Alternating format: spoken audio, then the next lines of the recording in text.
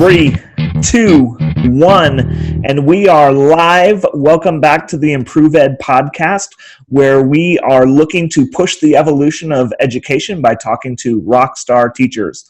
My name is Justin Coffey, and I'm an assistant principal at Ulysses High School in Ulysses, Kansas, and you can find me on Twitter at Justin B. Coffey. My co-host today, sadly, is not with us. She had a little emergency, had to take her husband to the ER to stitch up a nasty cut. So that's okay. Instead, I'll be taking on this interview by myself with the fabulous Samantha Neill. So let me tell you a little bit about Samantha Neill. First of all, one of the most important things is that she is a mom to 3 boys, so God bless her. She is a foster adoptive mom, and so that's an awesome title, and I think we're going to talk some more about that. She is a wife to her husband, Bob, and in her spare time, she is a 16-year veteran at Buhler High School, where she teaches ELA, and oh yeah, I forgot to mention she's also the 2018 Kansas Teacher of the Year. So Samantha, welcome to the ImprovED podcast. Hey, thanks for having me tonight, Justin. I'm excited to be here. Excellent. Well, one of the ways that we like to start some of our conversations is just talking about what brought you into the education field. Kind of what's your story of what's brought you to this point? Well, I grew up in schools. My dad was a principal, a high school principal. My stepmom was a middle school teacher. My grandpa was a principal throughout his career. My grandpa was a librarian, so was my aunt. Like, it's really pretty much the family business. But school was always home. And I think about how my parents went through a divorce when I was in 3rd grade, and that I was one of the first kids in my class to experience that. And looking back now, like as I was planning my keynotes last year, it dawned on me that throughout my childhood, I spent more time, because I got to stay in the same grade school. Like my parents made sure that whatever house or duplex was purchased was within that school boundary. But I was a Jefferson Jet in Great Bend, Kansas from kindergarten through 6th grade. And that's the longest until now I've been anywhere. So I don't know, school just always felt like home. If I walk into a place and it smells like oven potatoes and speedball, I know I'm home. So that is so awesome. Well, it sounds like teaching is just literally like running through your DNA. So yeah, kind of no surprise to see where you're at today. Well, thank you. I love it. So they always ask, like, what would you do if you couldn't be a teacher? And I'm like, I don't know, camp counselor? Like, what's the next closest thing? You know? Yeah, that's hilarious. Well, I thought maybe we would bring this up later, but I'd want to just talk about it right away, because one of the awesome things that I've heard you talk about and is such an inspiring story is about this foster situation and eventually adoption story that you have experienced here lately. And so I was just wondering if you could share a little bit of how that all happened and what the story behind this awesome adventure has been. Well, we've got over 7,000 kids in Kansas in foster care. Wow. And that number is growing. I try to put it in perspective so I can understand it. And it would be like 5 times. If you filled the city of Buhler 5 times, that's how many kids are in foster care. Wow. And I try to wrap my brain around that. And even in Reno County alone, we've got right now 290 kids in foster care, 70 homes short. And so what happens is if they don't have enough foster care homes or they don't have the right kind of placement, a couple things happen. Either you are, I don't want to say, transferred is probably a better word than what I was thinking. Transferred to another county. I was thinking shipped out, but transferred to another county, and you are placed in that county. The only problem is it takes you out of your home school. It takes you out of your friend circle. And once you get into your new school, you're pulled out usually once a week to do visits, because the number one goal is reintegration. And so I know for my son, and I'll tell this story in a little bit, every Monday he went back to his hometown, which was over an hour and a half from here, one way. That's a lot of seat time, and that's Yeah. missing class and missing school. But my son was in my class his freshman year. He got moved into my class. Another teacher on his first day handed him, they were taking a test and handed him the Odyssey, and he took it and got a B plus. And she's like, "Have you read this?" And he's like, "No, but I read a lot." And she's like, "I think we need to get you into Mrs. Neill's class," because at that time I had honors freshman, and he was just one of those kids who would stick around and say, "Thank you for teaching me," or "Have a great day," or "I hope you have a good weekend." And throughout the year, as you get to know kids, I remember telling him, it was in May, and I remember telling him that he didn't have to be defined by what happened to him, that he was obviously going to be affected by it, but that he got to choose his story, and he got to write his story. And I told him, I said, if I could take you home, I would, but I have these 2 young kids. And that is really just such a slap in the face. I didn't realize, it's almost like I was saying my kids were too good or too precious or couldn't handle me bringing somebody else into our house. And my husband and I had always thought about fostering when our boys were older, because we didn't want our kids to have competing needs. But my husband's coached summer baseball before. His brother's the head baseball coach here at Buhler, and he's helped with some baseball coaching and worked with teens and really enjoys that age. And I came home and I told Bob kind of about our day, and he said, "Well, I'm going to get a raise because I'm getting a different promotion at work, and we should do something with that to help someone." And I said, "Well, there's this kid." And that pretty much started the process. We talked about it and batted it back and forth for about 4 or 6 weeks. And on July 4th, 2016, I got a phone call from my son, and he said, "Hey, Mrs. Neill, I need to tell you kind of what's going on," but his mom had voluntarily relinquished her rights, and he was a ward of the state. And at that point in time, it kind of got the ball rolling. So I told my husband, like we're texting on the 4th of July about this kid, and nobody knows what we're talking about. And I'm like going on social media and screenshotting his picture and sending it to my husband because he'd never met him before. And anyway, we got up the courage to call St. Francis. And when we did, we were told that he had a permanent home, a permanent placement that was most likely going to turn into a guardianship. And they thanked us for calling. And so we worked up the courage to be like, okay, so family of 4 becomes family of 5. And now we're going to have a teenager. And what's this look like? Only to be told, "Thank you, but we don't need you." And so I was like, okay. So we went about our way. And the Friday before school started, I think we started on a Monday. And why any district starts full-time with kids on a Monday is beyond me. That's so tiring for everybody involved. That's what my district is doing this year. Oh. No, I think everyone agrees. It's a crazy thing. It's crazy.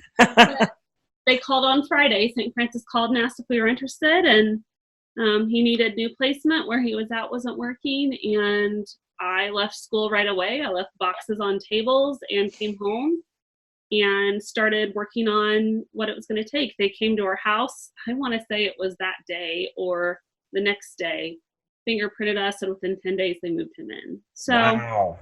Yeah, it was a fast process. And in that time, like, we couldn't tell him what was going on. And so he would pop into my classroom and be like, "How was your summer? How are you doing?" And, I don't know what's going to happen to me. And I'm like, "Oh, you just got to trust that there are people working behind the scenes for you, buddy." Because I knew what was going on, but we were instructed and asked not to tell him until we knew for sure. And so once we did know, once he found out, I'll never forget that morning, he like sprinted down the hallway, gave me a great big hug. And I think it was Spirit Night, and I went to my first like parent meeting because he ran cross country. And from then on, I was mom to a high school kid. So yeah, it's been a crazy journey. I think it took us a little over 6 months to do our foster care certification and about 18 months to adopt him. So we adopted him January 9th, 2017. And we adopted him about a week and a half before I started traveling for Kansas Teacher of the Year. So wow. Yeah, it's busy. So Yeah, welcome to the home. See yeah, you later. kind of, yeah. There was lots of FaceTime, Twitter. We'd send each other messages or gifts. We send gifts back and forth all the time, but yeah, So it was, awesome. What a and I couldn't great have done it story. without him. So yeah.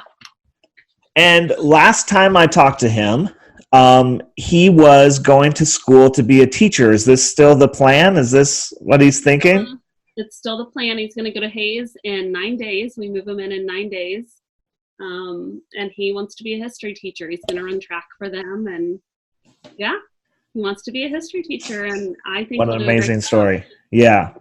He wants to find a way to bring history alive and not just have it be a sit and get. And I think that he will, should he choose to continue that path, he'll do a great job with it. Absolutely, I agree. Like I said, I got the chance to hear him speak also, and that was amazing to hear his side of the story and hear you two kind of sharing that journey together. And so, yeah, super excited for his future. And he has a great role model, a great mom to look up to and model. So it just was one of those things where. Got a Go little ahead. lag time there. I know, yeah. It was just one of those things where we knew if we didn't help him, we'd miss the opportunity. Oh, so we knew if we didn't help him now, we would miss that. Yeah. So we didn't think that was fair on his part for us to just say, well, we've always thought we would take younger kids, because really the need right now is for older kids. Yeah, there's a lot. So I'm not going to say that it's been easy. It's been the hardest thing we've ever done. In a way, it's harder than raising our own children that we had by birth, just because we're jumping in so late in the game, but establishing that trust and that we're on the same team, and it's doable. Teenagers aren't scary, you know that. They're just big kids, little kids in big bodies. So that's right. Well, if someone was interested in the foster process or adoption, where could they go? Where could they get some more information, or where could they learn about that process and what they need to do? Oh goodness, I should have had this site pulled up. Not to put you on the spot or anything. I would start with like your local foster care agencies, and even Googling like St. Francis or foster care in Kansas, and it will take them to numbers that explain that, or they can message me on Twitter at sjneil13 and I will help them figure it out. I've had a handful of teachers after I went around and talked message me about it, and there's a teacher in Newton. He and his wife have started fostering, and we message from time to time about how things are going, and it really takes a support group, a support base to do this, because to deal with the trauma that these kids have been through, to not take on that burden, to understand how they cope, their survival mechanisms, it takes a lot. And sometimes it's hard not to take it personally. I think about the hours of therapy individually and family therapy that we've gone through, because well, let's be honest, just about all of us probably need therapy of some sort. Amen. Being able to say that this is something that is bigger than me, but let's learn how to deal with it together. So yeah, by all means, reach out, let me know. I would be happy to get people in touch with the right office or the right phone numbers, but there's Kansas Kids Adopt, I think, is one of the sites. So it's a great thing. It's something that I hear the need, and my mom heart bleeds a little bit, where I'm like, all right, so we're going to move our boys into the same room and get a bunk bed in that room. And then I have to calm myself down a little bit and know that we will do what we can handle. But I don't foresee us being all the way done.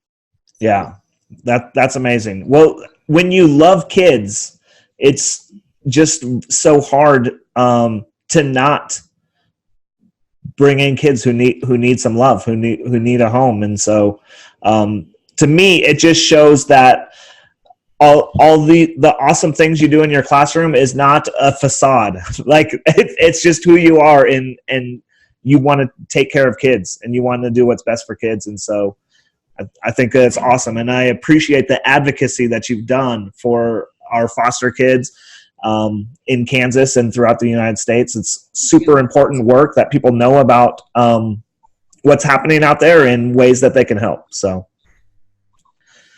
yeah, our kids need us. I feel like we've got a children crisis going on right now. So, yeah.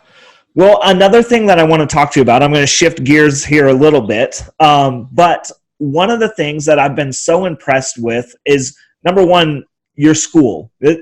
Y'all are a small place, right? But there are so many great teachers within your school and within your district. And so I don't know if you can talk a little bit about the collaboration that happens in your school or in your building. I don't know if it's the PLCs that you all have, or if it's just the teacher leadership that your district fosters. Or can you talk a little bit about how such a small place on the map is growing so many awesome teachers?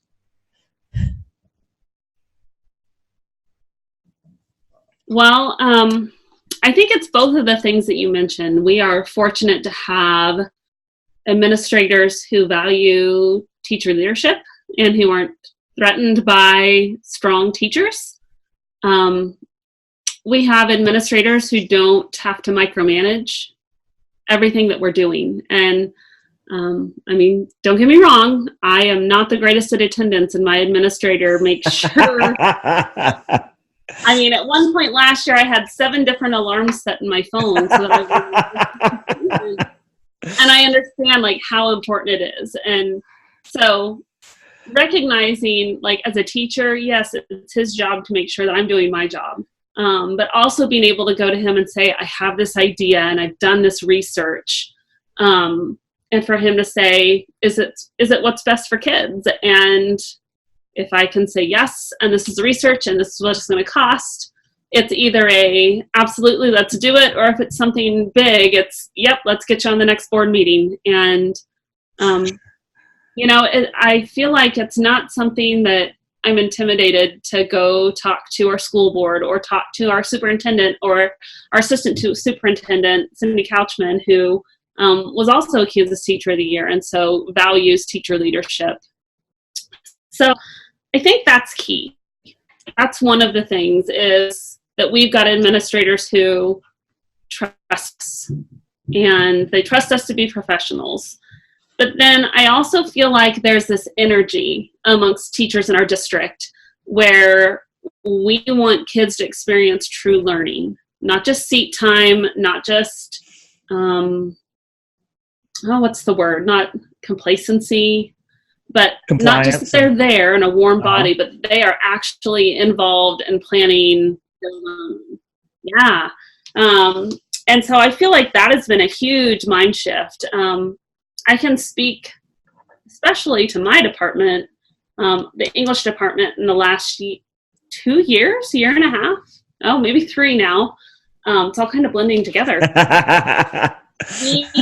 Our math department actually started this. They wanted to find ways to get kids more opportunities for dual credit. And so they revamped the math curriculum, and we thought, well, if they can do that, can we do that? And our principal said, make a proposal, figure out what you're going to do. And so we really started brainstorming junior, senior year. Does everyone need Hamlet? Like, it's hard to say that because we're trained in literature. But we knew we were losing kids, and we knew that the classes we were offering weren't reaching the needs of all kids. And so we sent a survey out. Well, first we brainstormed like 30 different classes that we'd want to teach that we thought would be fun. And we sent a survey out to the sophomores, juniors, and seniors and said, if you could take from these classes, choose your top 3. And from that, we narrowed down to about 12, and then we sent it out again. And surveyed the kids. We wrote up proposals for the classes. We sent it to our administrators, had them look over it, and then we went and presented to our school board and talked about why we wanted to do this, that we wanted kids engaged in their learning. We wanted them actively learning failure, perseverance, self-efficacy through the classes we're teaching. That we wanted to use content to teach those things. Yeah. So now, instead of offering junior and senior English and pre-AP and AP English, we offer adoptives plus pre-AP and AP English. We also offer Comp 1 and Comp 2. So some of our classes are like mine, for example. I will teach 21st century technical writing, where I work on business skills, and like throughout their whole career, we're trying to get them to write more. And now with technical writing, it's like cut out the fluff and get to the point. So they're unlearning what they've learned. Yeah.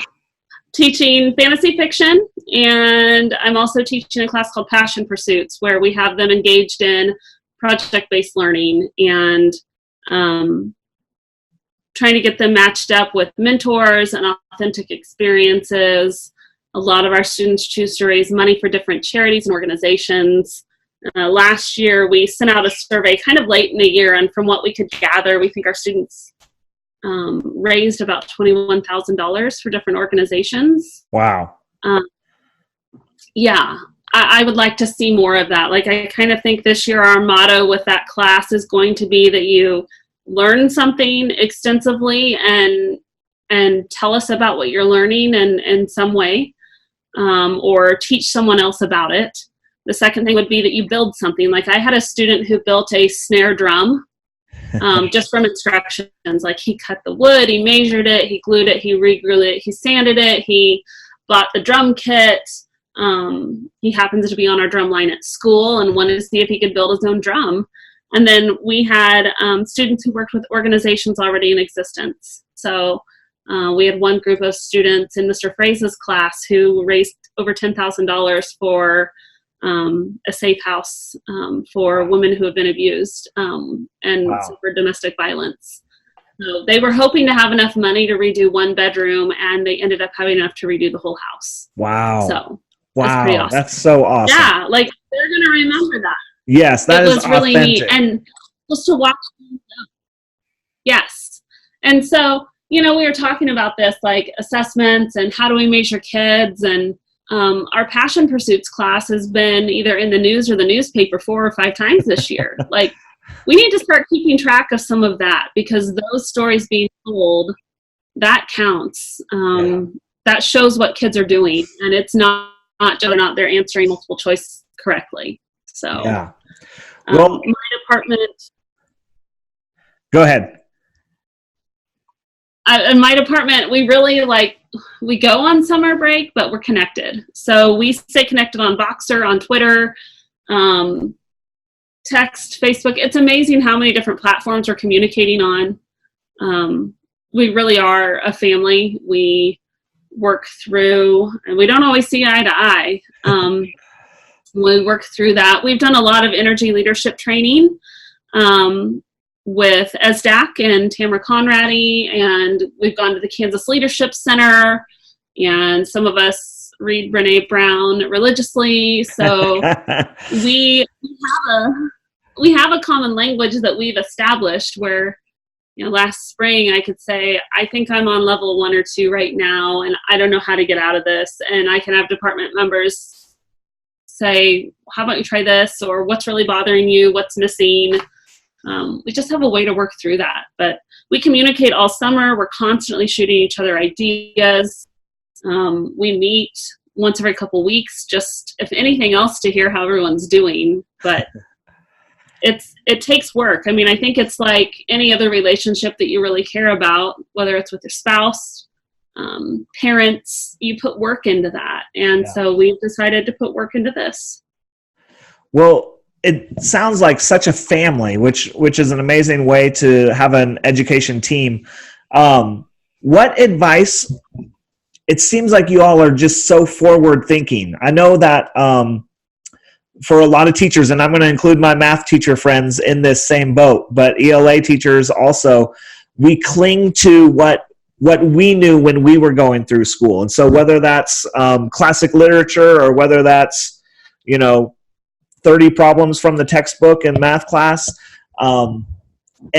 sometimes it's scary for teachers to try something new. So if you were to offer any advice to a teacher who's like, gosh, that sounds so awesome, but I'm afraid to take that leap. What advice would you give to a teacher who's maybe in that boat listening to this podcast? I would say if we don't model failure and vulnerability for our students, they may not ever see what it looks like. And I mean, honestly, teaching these elective classes, these elective English classes, it's the scariest work I've ever done. I'll be honest. Yeah. Like, I looked, there's not much on how to teach fantasy fiction. There's really not. Like, I could buy a unit on Harry Potter, but there's not much to say, like, how do authors do what they do? And so as we were developing it, what I realized that we needed to be talking about was how different parts of the story's setting we teach is time and place, but setting sets the tone, the mood, the atmosphere. Time and place is part of it. I mean, if I were to give a test, I would ask time and place, but in class discussion, I want to say, like, how does this setting give or give, how does it make the story seem true? That's what fantasy fiction is so good at, because you're reading it and like, yeah, this is believable. Yeah, this is believable. And then all of a sudden you're in a time loop and you're like, no, wait a minute. How's the author, how are they doing that? And credibility is the word I'm thinking of. Or how they use dialogue to establish characterization. We were able to talk about these things in class. We learned how to story map. I got kids writing, and they were so scared to write. How long does it have to be? Like, how many characters do I need? And I'm like, just write. And by the end of the year, I didn't even look at it. I needed them to be able to get their pens to paper, their fingers to their keyboards, and I needed them to write because they're so afraid to do it wrong. Yeah. And so it was my first semester to teach it last year, and I know now things that I would do differently, but I also know we were able to look at some things in their stories they hadn't. So being able to take risks, knowing that the first semester I teach something, I'm going to do the best that I can do, knowing that it's going to need changes, knowing that every year I teach, I change things, but that I'm going to do better kids if I take this chance. So that's, I mean, really what I think that we try to do, whether it's, and we've got some pretty gutsy classes like pop culture literature where they look at rap music, they look at, I mean, Mr. Coles is so good at facilitating those conversations and getting kids to look at a world outside of themselves that we don't know. I mean, we're like 97% white at Buhler. So how can I get a better understanding of what somebody is going through in a different state, in a different city, who's a different color, or a different sexuality or identity than what I have? That class really breeds empathy. I think about Mr. Fraze and his creative writing. I mean, there's lots of ways to do it, but I guess this is the other thing that maybe I should say is that my department, when we set our schedule, we don't look at the number of preps. We look at how can we collaborate with at least one other person in almost every class. So, man, that's awesome. What sets our schedule, and we find time to meet before and after school to plan those things. And so it was really like, we had one teacher, Miss Neighbor, who was like, I can do 6 preps. I can do this, you know. Like, we have to do 6 preps. But we like teaching these classes so much because we get to work together that we're like, no, I think we can do it, until season hits and you're writing 6 preps worth of sub-plans. So.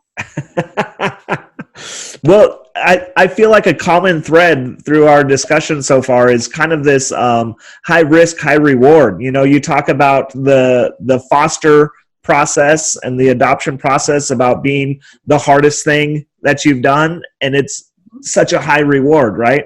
And same thing with these new classes that, you know, it's not easy. It's scary. It's hard. You make mistakes. But the reward is worth it. You know, it's like the the juice is worth the squeeze almost.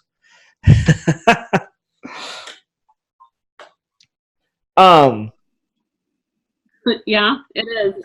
Think about that and how many oranges it takes to get that cup of orange juice, right? Yeah. So,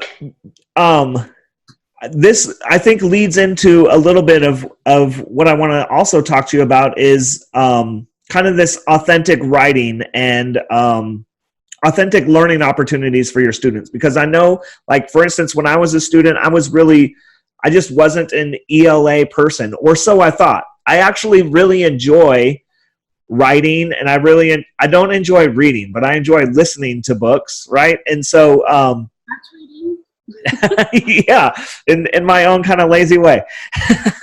But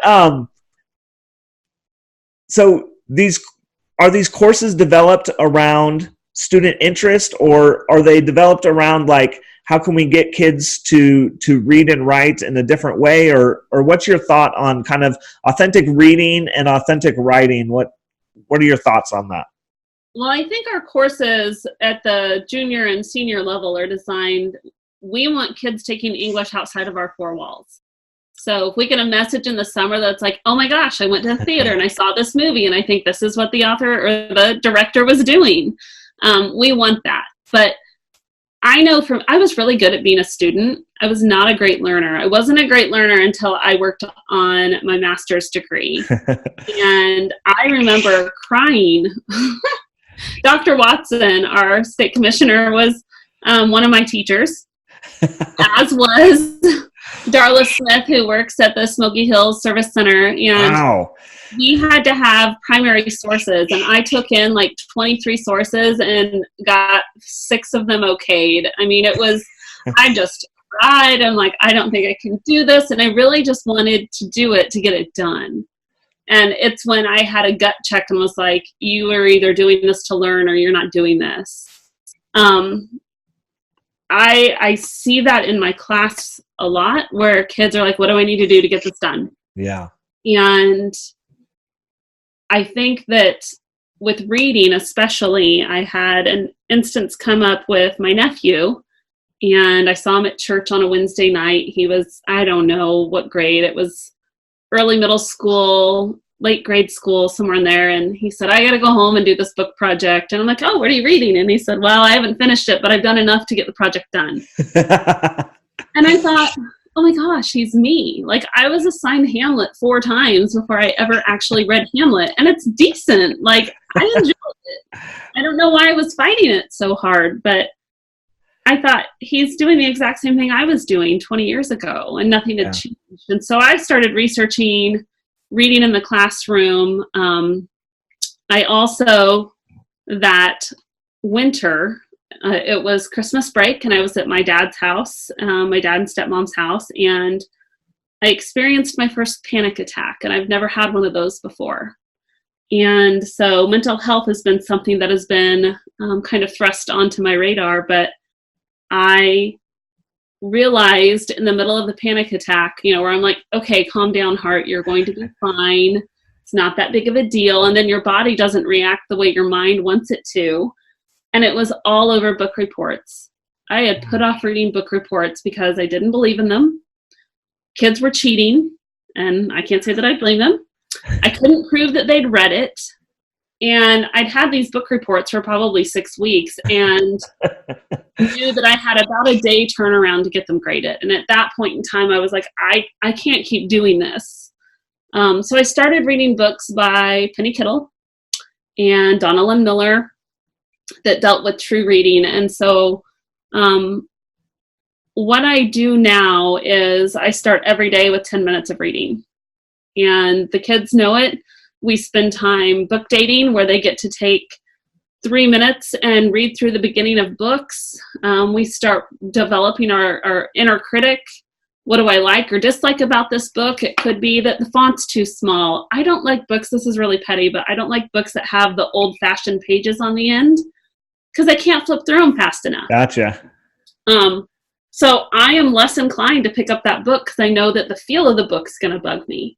And I try to use those examples with them because it seems silly, but I know myself as a reader enough to know that I'm not going to do that. Yeah. And so I get them critiquing the books that they're reading and tracking that progress. And many of them will tell me, I haven't read a book in a long time, or last year I only read 2 books. This year, my 40 freshmen read 692 books that they recorded. And so that's an average of about 17 books a kid. Wow. And all I'm doing is giving them 10 minutes. Like, people say, what are you doing in your class? I'm giving them 10 minutes to read. I ask them to read 10 minutes at home, and I try to honor that as their homework. We set weekly goals on pages, and I want to get better at book talking with them. But what I find is so many of them really haven't, I guess, jumped into books and jumped into reading in so long that they don't like it when I interrupt them and say, what are you reading? And they're like, it's really good right now. Leave me alone. Yeah. So that's just been a huge change in my class.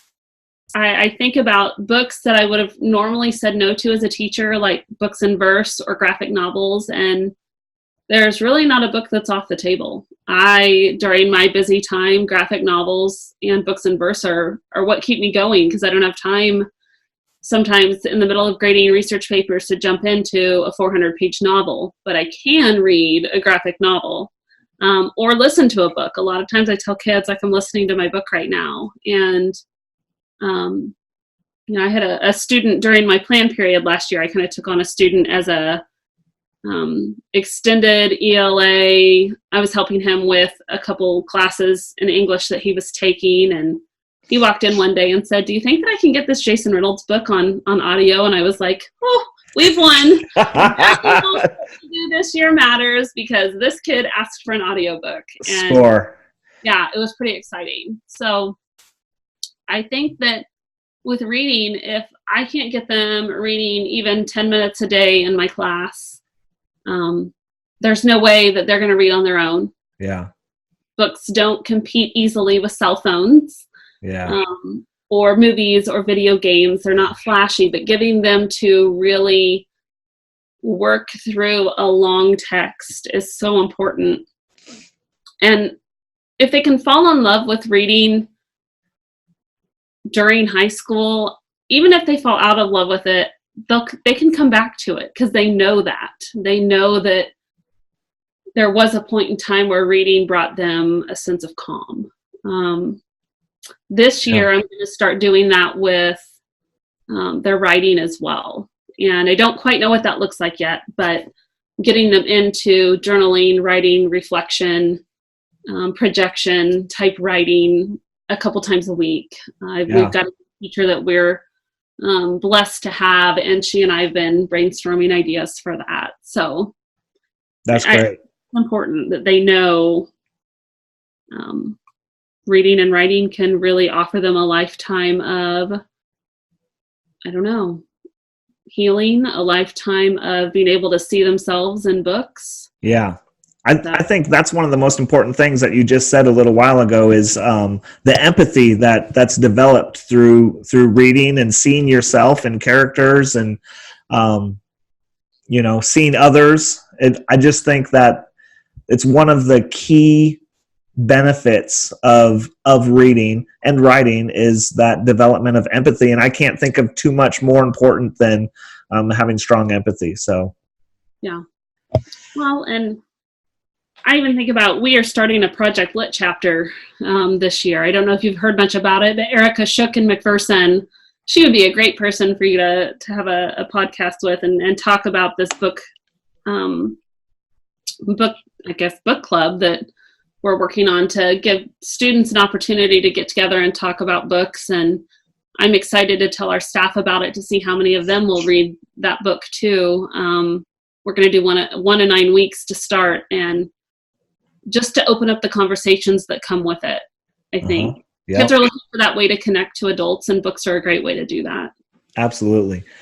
And I'm going backwards just a little bit because I got so deep into this authentic reading and writing that you guys are doing. But one of the things that we kind of glazed over was teacher leadership. And I think when I talk to teachers about teacher leadership, so many teachers see it as, oh, I don't want to be a principal, or I'm not the department chair. And so can you talk a little bit about how you all think about and develop teacher leadership besides a building administrator or besides just the department chair?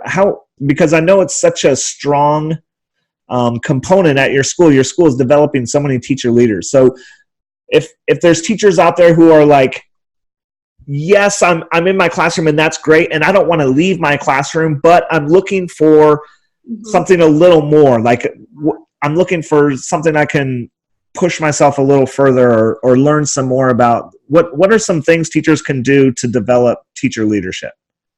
Well, I think that being willing to put on Twitter or Instagram the things that you're doing in your classroom and share those ideas, and even when they fail, and asking like, hey, here's what I was trying to do, help me with this.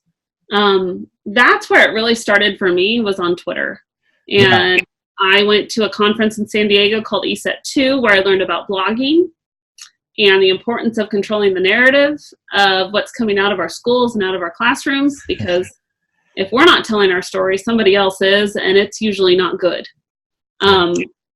You know, I had the opportunity, was it last week, 2 weeks ago, to go talk at a church luncheon, and my audience was probably about 10, 70 to 90-year-old people. And just to tell them what school was, right? Yeah. So I started blogging, and my colleague Jason started blogging, and then my colleague Greg started blogging, and then Amber started blogging. And so we've really started kind of this, it's okay to share these ideas. We share each other's ideas. Again, it comes back to that relationship. But I think one of the things that's neat about our department is that oftentimes people don't know who the department chair is.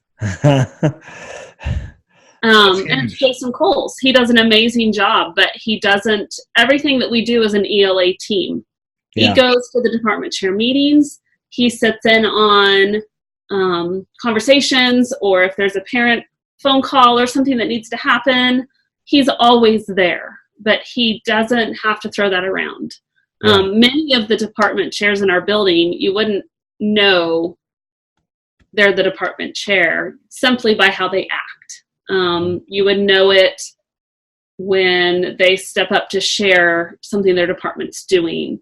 But even then, I think our administrators, they tap so many different teachers. I mean, Cindy has said before, she said, if you want to lead, let me know, and I will find a spot for you to lead. We will find something in the district that needs your expertise. And it's really stepping out of your comfort zone to say, even as I was a probably 12-year teacher before I said, I'm really ready to do something, but I don't want to leave the classroom. And I realize that my district can sometimes provide those opportunities, but that I have to create those opportunities. I have to be connected. I have to, there's an awesome Kansas Teachers Boxer group that Dr. Watson used to run. And he's let about 4 of us teachers kind of take it over and try to elevate teacher voice and connect teachers across the state. And every time you share on something like that, it's teacher leadership, because somebody's learning from you. Yeah. So first of all, I'm taking notes as a new administrator. So I'm like, okay, I need to make sure I'm doing this. And then second of all, I'm so happy that you talked about, okay, Twitter, Instagram, whatever, Facebook, whatever your medium is, it's a great way to consume information, to read and learn from other people. And that's great. Like, please do that.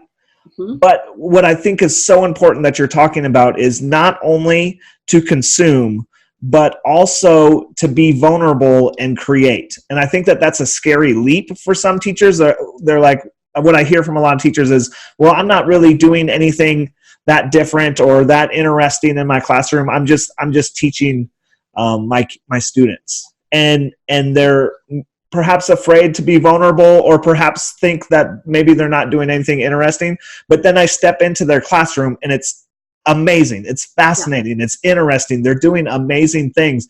And I'm trying to capture and share it.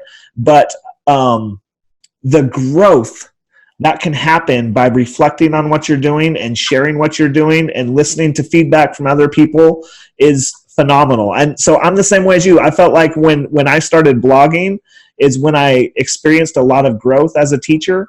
And so what I'm constantly doing is just looking for ways to share what I'm doing, and by no means in any sort of braggadocious way. Like, in fact, almost the opposite, but it's just, this is what I'm doing and this is why I'm doing it. And is anyone else trying something like this? How could I make this better?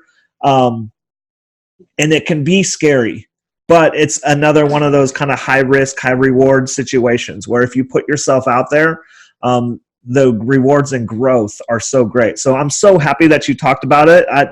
I talk to a lot of people about teacher leadership, and a lot of people say go to Twitter, but I don't hear a lot of people talking about creating and not just the consumption. So yeah, no, I think the creating part's important, because there's a lot that happens when you write a blog post. The editing, the re-editing, the sharing it with a colleague that you trust, and is this the message that's coming through? And we do a lot of late night emails like, hey, I wrote this and I'm not going to post it yet, but will you read it? And this is what I want it to, this is the audience I'm going for, or this is what I want to share about the lesson or the struggle I had in class. And so that's been something that really has changed how we do things. And here's the other thing. I haven't blogged since probably February, because I just needed to step away for a little bit, and that's okay too. Like, yes. I can pick it back up anytime I need to. Yes. I really needed to be present and be mom this semester after traveling for the last year. And so I stepped away from blogging. Now I can tell that I've done it. There's a lot of times where if I just had that 2 hours to sit down and work and write, I would probably have benefited from that, but it was the one thing I felt I could take off my plate. But it doesn't go away. Like, it's still, so I will pick it back up soon. I've got a blog that I've been working on. So. Yeah, they start to just run in your head for a while, huh? But I love that you're talking about that, because a lot of times another barrier to doing it is, well, I don't have time every week to blog. And it doesn't have to be every week. It doesn't have to be every month. It can be whenever you feel like it, whenever you have the time. And that might only be in the summer, or, I love the things that you're talking about, Sam. I'm so happy that you're on the ImprovED podcast tonight. Well, and I think that there's enough teacher bloggers out there that if somebody wants to try to blog, all they have to do is reach out and say, would somebody be willing to be my editor, my reviewer, somebody I could bounce ideas off of? There's also an organization called the National Blogging Collaborative, and that was who I learned to blog from at ESET 2, and they talked about the idea of gush writing and just getting ideas out there and then going back and working through them, and how powerful that is. And they talked about not having a timeline. You might say, I'm going to journal for 10 minutes a day, but don't set yourself up to, I'm going to blog once a week or once a month. You blog when you have things that you need to talk about. So Love it. And there's so many different mediums too. I mean, like, there's such traditional blogs, and those are great. And that's kind of where I found my home. But I know some other educators who almost use like Facebook as their blog. It's like their reflection tool where they write down what's happening in their classroom and what they're thinking and what they're trying. And so it doesn't have to be a traditional type of thing, right? Like, there's lots of mediums out there to reflect. That's what it's really about. I think teachers are naturally humble. I think that teachers live in the imposter syndrome world where it's like, nobody wants to hear what I have to say. Yes. And I mean, even now I struggle, like, I was at the dentist office today, and a lady was talking about going back to school, and she saw me with my kids and said to the receptionist, like, oh, she's busy with kids. And the receptionist said, well, she's a teacher too. And never do I say, like, well, I was am the 2018 Kansas Teacher of the Year. I am a teacher. Yeah. And it's still weird for me to have to introduce, well, not have to, get to. Even now, I still I'm just like Sam from room 209, and I love English. Yeah. And so that imposter syndrome of, well, what I'm doing isn't anything special, but what I'm doing might really be working for kids, and somebody else needs to know about it. Amen. And that's the important thing. It's knowing that if we're still in the classroom for multiple years, we are doing something right. Yeah. We need to tell that story. Yeah. And another thing is, like on Instagram, we see these perfect classrooms and everything is in order and in place and it's beautiful. And, a lot of teachers, I think, are reluctant to blog. So like, well, that's not what my classroom is like.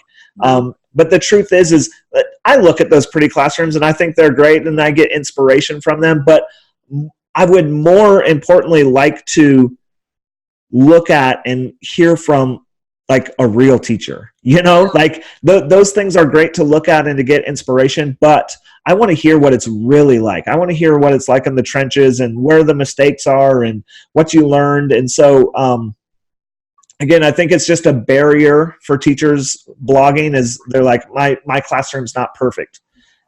Yeah.